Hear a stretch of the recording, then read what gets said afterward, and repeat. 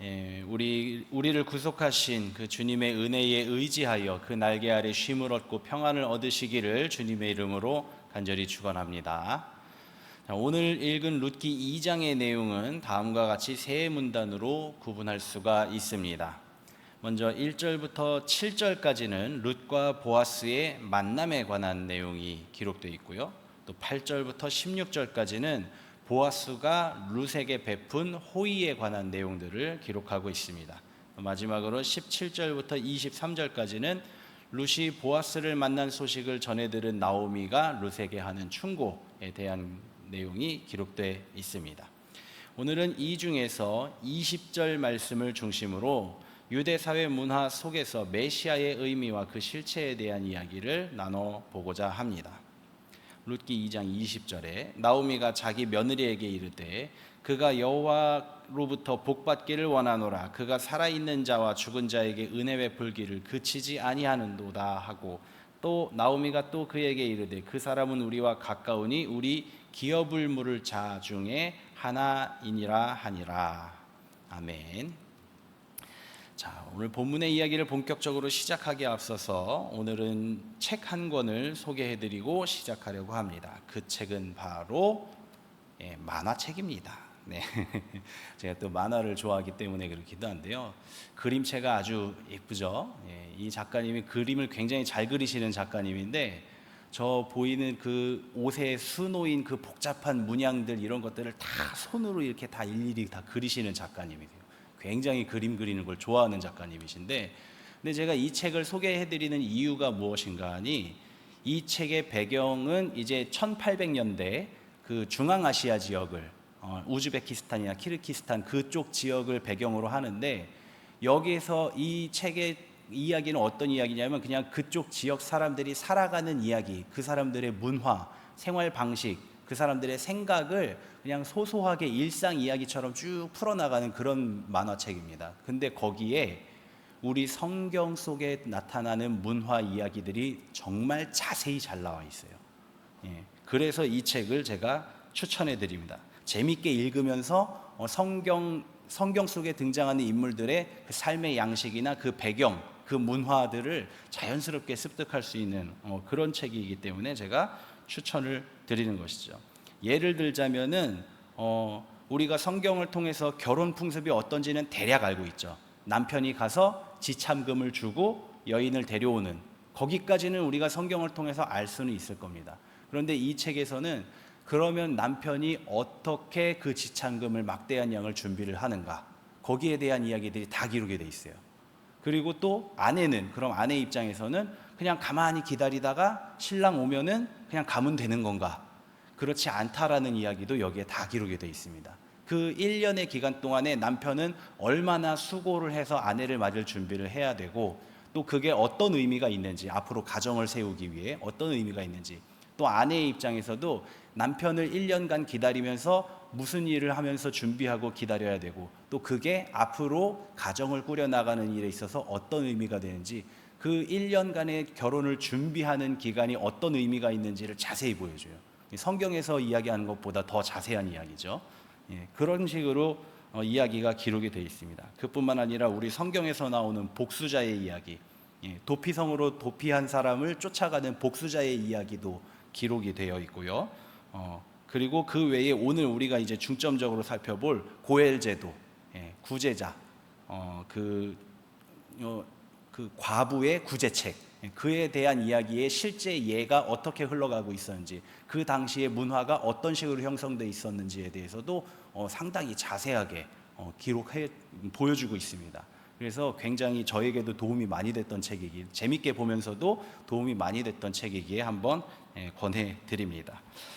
자, 이제 본문의 이야기로 본격적으로 들어가겠습니다. 나오미는 이방 땅의 모압에서 살 길을 잃고 막막하던 차에 고향 땅이 평화를 되찾았고, 또 풍년이 들었다는 소식을 듣고서 룻과 함께 고향 베들레헴으로 귀향했습니다.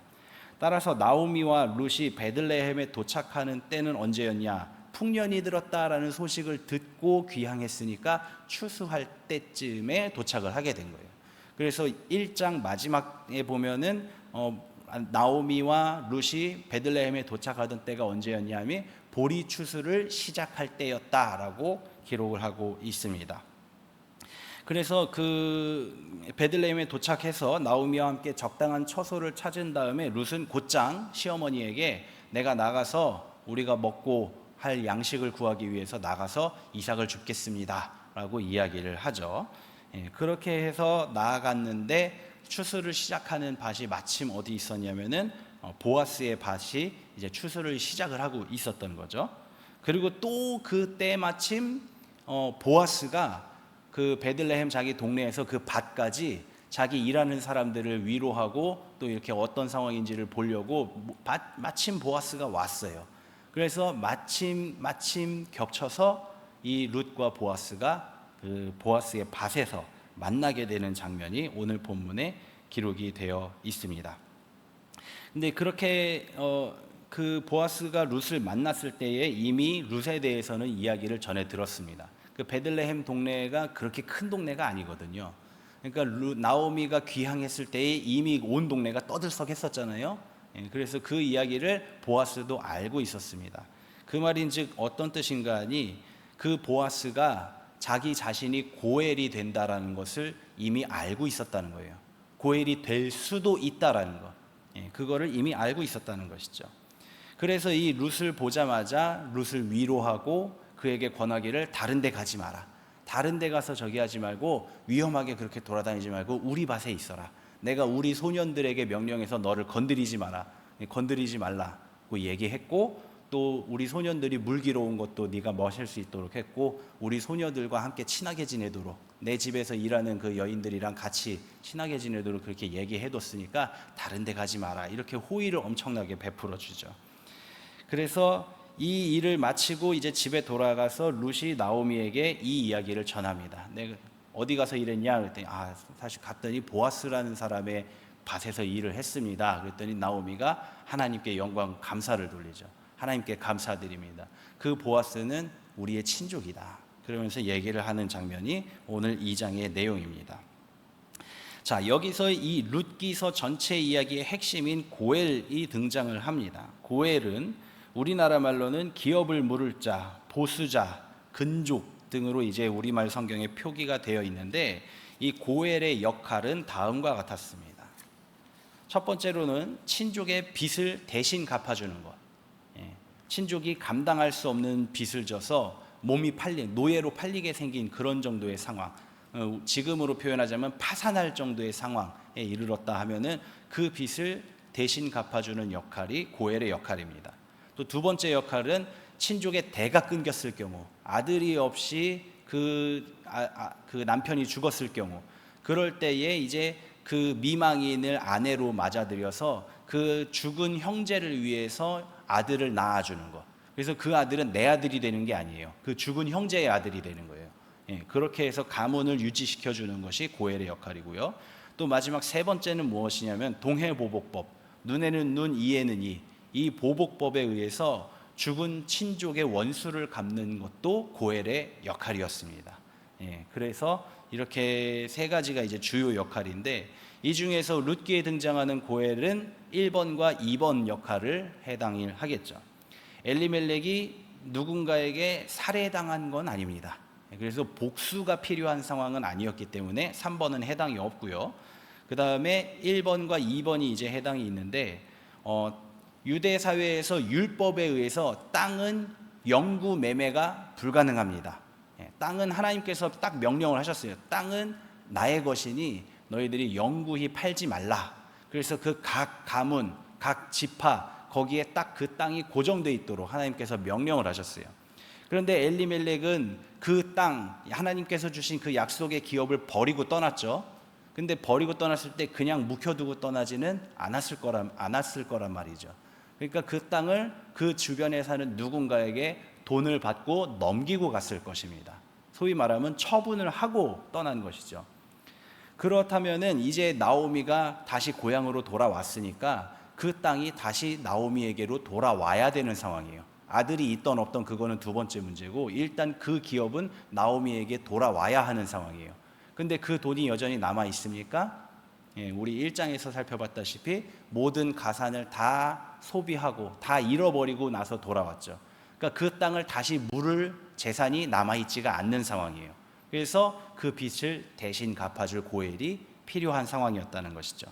또 세 번째로는 뭐 이미 다 알고 있는 이야기지만은 아들이 없었어요. 후손이 없었어요. 이 가문을 계속해서 지켜나갈 후손이 없는 상황이었습니다. 딸랑 나오미, 나이 많은 나오미와 그 다음에 어린 며느리인 룻만 남아있는, 이 둘만 남아있는 상황이었어요. 그래서 이 가문을 존속시키기 위해서는 반드시 상속자가 필요한 그런 상황이었습니다. 그래서 1번과 2번, 고엘의 역할에 1번과 2번이 지금 필요한 상황이었던 것이죠. 그러던 차에 그 역할에 가장 적합한 인물인 보아스를 룻이 만나게 된 겁니다. 그러니까 나오미에게 있어서는 이게 하나님의 은혜다라고 여겨질 수밖에 없었던 것이죠. 그런데 아직은 모든 것이 다 해결된 것이 아니었습니다. 왜냐하면은 이 고엘 제도, 또 고엘 제도로부터 파생되는 그 과부의 구제법, 이 법을 악용하는 사례들이 많았기 때문입니다. 그 예가 바로 주님께서 사마리아 성 수가성에서 만난 여인의 이야기입니다. 요한복음 4장 17절 18절에 여자가 대답하여 이르되 나는 남편이 없나이다. 예수께서 이르시되 내가 남편이 없다 하는 말이 옳도다. 너에게 남편 5이 있었고 지금 있는 자도 내 남편이 아니니 내 말이 참되도다. 이 사마리아 여인의 이야기 우리가 많이 들어서 알고 계시죠. 그런데 이 사마리아 여인은 도대체 왜 남편도 아닌 남자와 살고 있고 왜 동네에서 그토록 미움받으면서 남의 눈을 피해서 그 뜨거운 한낮에 몰래 물을 기르러 오는 처지가 되었는가 생각해 보신 적이 있습니까? 율법에 의해서 이혼을 허락하는 경우는 오직 하나뿐입니다. 바로 아내가 불륜을 저질렀을 경우, 그것을 적발했을 경우에 율법에 의해서 이혼하는 것이 가능해집니다. 그런데 만약에 이 여인이 정말로 불륜을 저질러서 외간 남자와 바람을 펴서 현장에서 그 증거를 잡혔다라고 하면은 살아있지 못합니다.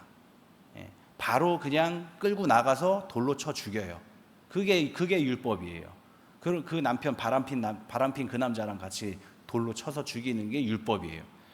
그러니까 만약에 이 여인이 살아있다라는 것은 불륜을 저지른 이유로 남편을 잃은 게 아니라는 뜻이에요.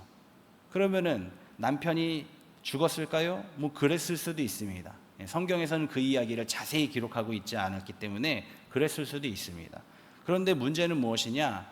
하나가 아니라는 거예요. 그렇게 죽은 남편이 하나가 아니고 벌써 5이라는 거예요.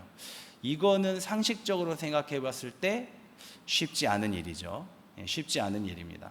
뭐 성경에는 이따가도 살펴볼 잠깐 이야기가 나오겠지만은 두 남편이 자식이 없이 그냥 죽은 이야기가 기록이 돼 있기는 해요. 그런데 5가지는 좀 상황이 어려울 것 같습니다. 그렇죠? 그러면 뭔가 분명히 다른 이유가 있다라는 뜻이에요.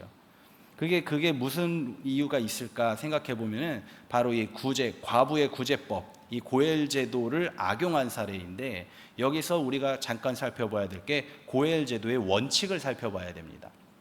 고엘 제도에는 원칙이 있는데 무엇인가? 가장 첫 번째, 제일 중요한 핵심 원칙은 무엇이냐? 가장 가까운 친족이 우선권이 있다라는 거예요. 근데 여기서 말하는 이 우선권은 내가 그냥 선택할 수도 있고 버릴 수도 있고 그런 우선권이 아니에요. 그 우선권은 반드시 짊어져야 하는 우선권입니다. 그러니까 책임의 우선권이에요. 그리고 만약에 두 번째 경우, 가까운 친족이 가난해서 그 빚을 감당할 능력이 안 돼, 나까지 같이 팔려나가게 된 상황이다. 그러면은 이제 물을 수도 있죠. 못할 수도 있죠. 아니면은 내가 이미 나이가 많아서 나도 이제 생산할 능력이 없어요. 그래서 내가 그 여인을 데려와봤자 먹여 살려줄 수는 있는데, 보살펴줄 수는 있는데 그 형제를 위해서 가문을 세워줄 수는 없다. 그러면은 이제 그것도 넘길 수가 있죠. 그런 이유도. 그러면은 이제 그 다음 가까운 친족에게로 그 권리가 이양됩니다. 그런데 여기서 타당한 사유가 없이 고엘을 사양하면 안 됩니다. 이렇게 하면은 타당한 사유가 없이, 그러니까 단순히 내가 좀 손해 볼 것 같은데 그래서 나는 싫어요. 그러고서는 자기의 개인적인 판단에 의해서 충분히 여건이 됨에도 불구하고 그렇게 해서 거절을 하면은 이 사람은 동네에서 모욕을 당하게 돼 있어요. 에이, 저 사람은 기업 물을 권리를 버린 자다. 그 형제를 외면한 자다. 그리고 놀림받게 돼 있어요. 비난당하게 돼 있어요. 이런 원칙이 있습니다. 그리고 성경에는 바로 이 고엘 제도를 악용한 사례가 있었죠. 아까 전에도 잠깐 이야기했었는데 창세기 38장 9절에 오난이 그 씨가 지에 대지 않을 줄을 알므로 형수에게 들어갔을 때에 그의 형에게 씨를 주지 아니하고 땅에 설정하매. 이게 그 12지파 이스라엘의 아들들 이야기 중에 유다의 이야기입니다. 유다가 아들을 장가를 보냈는데, 큰아들을 장가를 보냈는데 하나님께서 보시기에 그 행실이 악했다라고 기록이 되어 있고요. 그래서 자식이 없이 하나님께서 치셔서 죽었습니다.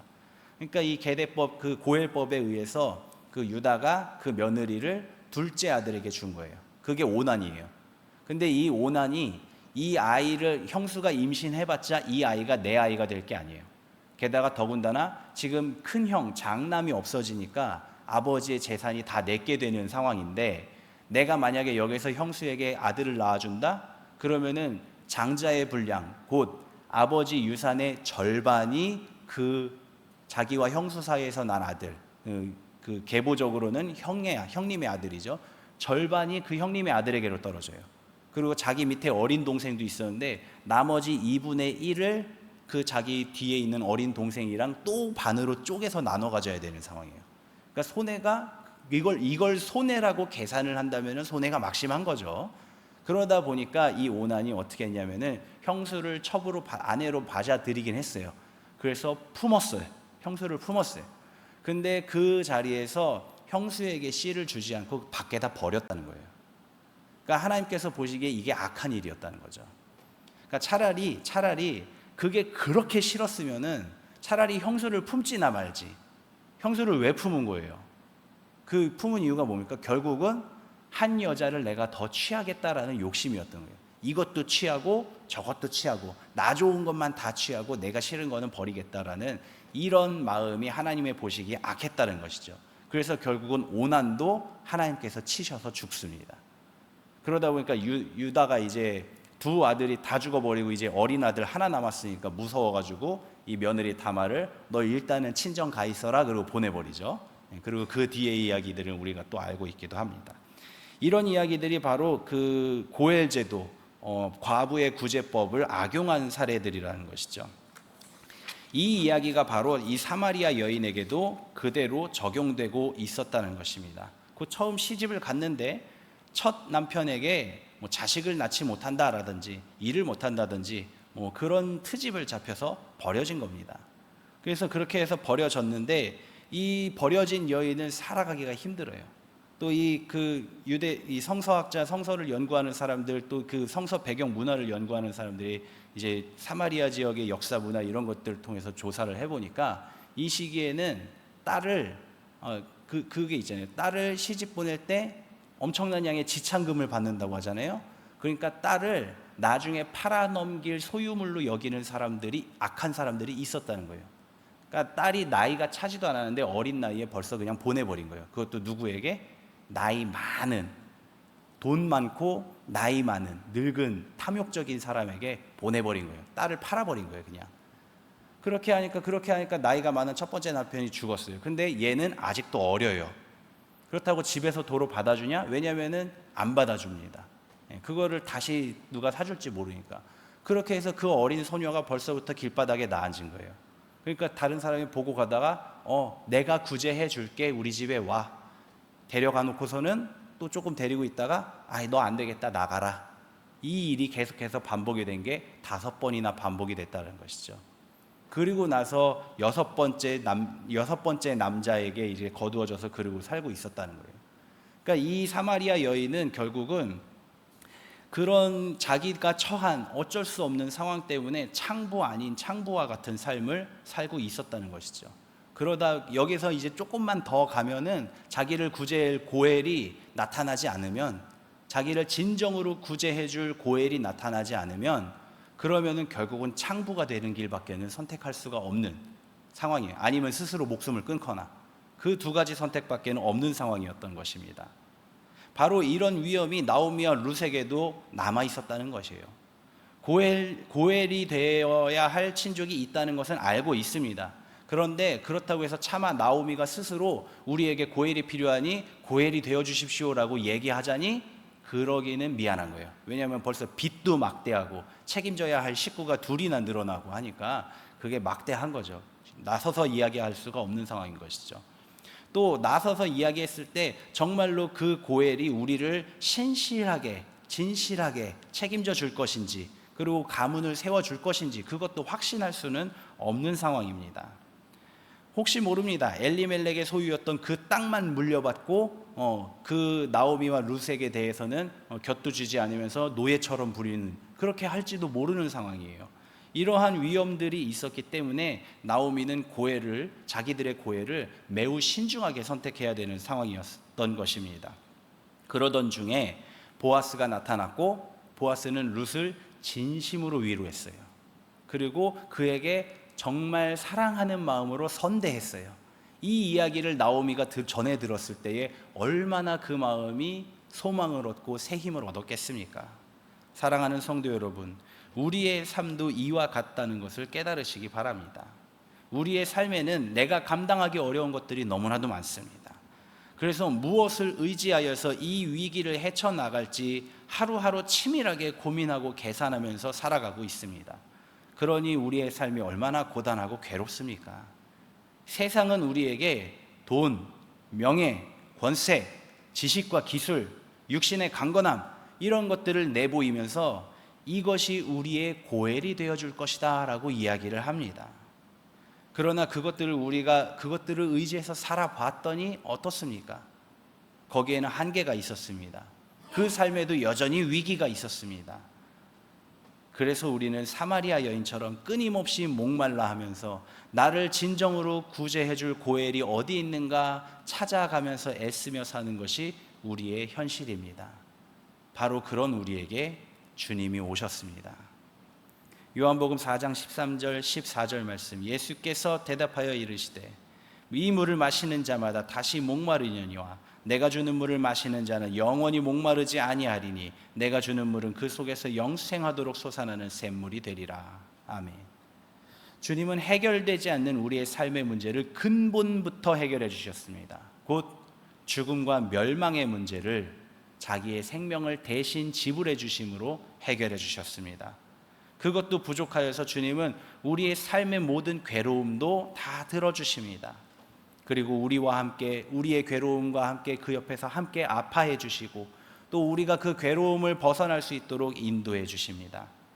어찌 보면 나의 고엘인 줄 알았었던 그 세상의 수많은 것들이 나를 그저 잠깐 스쳐 지나가는 동안에 주님은 그 옆에서 우리가 주님 자신을 고엘로 불러주기를 기다리고 계셨는지도 모릅니다. 나오미가 보아스보다 가까운 친족이 있었음에도 그보다 보아스를 지목하여 룻을 그 곁에 있도록 한 것은 그 친족보다 보아스가 온전한 고엘이 될 것을 알았기 때문입니다. 이제 그 이야기 3장 4장에서 이제 그 이야기가 나옵니다. 그거를 알고 있었다 하더라도 나오미가 직접 대놓고 나서서 우리의 고엘이 되어달라라고 이야기를 하기는 어려운 상황이었죠. 또 보아스의 입장에서도 마찬가지입니다. 자신보다 가까운 고엘이 있었기 때문에 자기가 선뜻 나서서 내가 나오미와 룻의 고엘이 되어주겠다라고 나설 수는 없는 상황이었습니다. 그래서 우연히 자기 밭에 찾아온 룻에게 사랑을 보여주고 최선의 호의를 베풀어 주면서 룻과 나오미를 도우려고 했었던 것이죠. 바로 이 보아스처럼 주님도 우리가 눈을 들어서 주님을 바라보고 주님을 의지하겠노라 하고 선언할 때까지 그저 곁에서 안타까워 하시면서 우리를 돕고 계셨으리라 생각해 볼 수가 있는 것입니다. 그리고 마침내 우리가 눈을 들어서 우리가 이제는 주님을 의지하겠습니다, 주님이 나의 고엘이 되어 주십시오라고 선언을 했을 때에 우리를 유혹하던 모든 세상의 헛된 고엘들을 물리치시고 이 여인은 내가 고엘이 되겠다라고 당당하게 확정하시는 것입니다. 그러니 사랑하는 성도 여러분, 이제 그만 괴로워하시기 바랍니다. 이제 그만 고민하시기 바랍니다. 우리의 현생과 내생은 온전하시고 신실한 고엘이 되어주시는 주님이 우리에게 오셨습니다.